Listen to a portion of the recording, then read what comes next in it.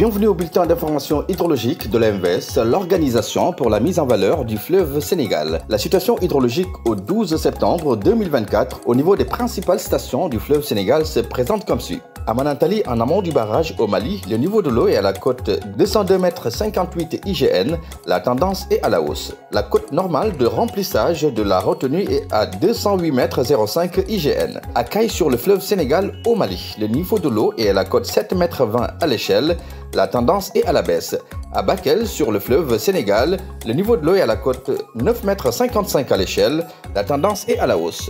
La cote d'alerte à la station de Bakel est à 10 mètres à l'échelle. À Matam, le niveau de l'eau est à la cote 7,94 m à l'échelle. La tendance est à la hausse. La cote d'alerte à la station de Matam est à 8 mètres à l'échelle.